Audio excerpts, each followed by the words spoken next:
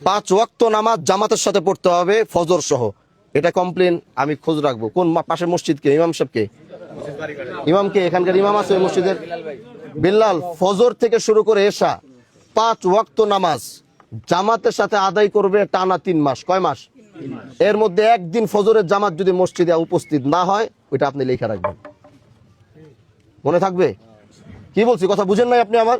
হ্যাঁ, ফজর থেকে নিয়ে এশা 5 ওয়াক্ত নামাজ জামাতের সাথে টানা 3 মাস। কয় মাস? টানা 3 মাস। একদিন মিস হবে, একদিনের হাজিরা আমি রাখবো, খবর রাখবো, ওই একদিনের শাস্তি হবে। টানা 3 মাস, মনে থাকবে ইনশাল্লাহ। ভুল হবে জামাতের সাথে। কি বলছি?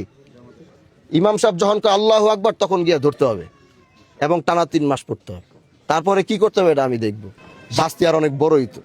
ভাগ্যে শুক্রিয়া আদায় করেন, 25,000 কইছি, 50,000 কই নেই। আশেপাশ থেকে আওয়াজ আইছে, আশেপাশ থেকে আওয়াজ আছে 50,000। আমি ওর দিকে তাকে কইছি 25,000। একটা কথা না, এই 25,000 কই থেকে কামাই দিব, কই থেকে কামাই দিব, দিয়ে দিবে। শাস্তির মতো দিতে দেন, সহযোগিতা করবেন না।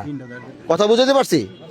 সহযোগিতা করবেন না। ভুল করছে, শাস্তি ওরা পাইতে দেন। এবার ও খাইটটা 25,000 টাকা দিয়ে দিবে, তাহলে গায়ে লাগবে। অপরাধ করার সময় আগামীতে ভুল করলে, আজকে তো 25,000 কইছে, আগামী তো আর এলাকায় থাকতে পারবে না, জরিমানা করবো তখন 1 লাখ, তখন বুঝবো না কেমন লাগে। আর তোমরা, ওরা এই এলাকায়, এই পরিবার, ওরা এখানে থাকবে। আজকের পরে কেউ কোনো ধরনের ওদেরকে জ্বালাইতে পারবে না, কেউ ওদেরকে উস্কাইতে পারবে না, কোনো খারাপ কথা বলতে পারবে না, কোনো ধরনের উল্টাপাল্টা ওদেরকে ইশারা ইঙ্গিত দেওয়া যাবে না। ওরা আগে যেভাবে ছিল, এরা পরিবার যেন এইভাবে থাকতে পারে। ঠিক আছে ইনশাআল্লাহ।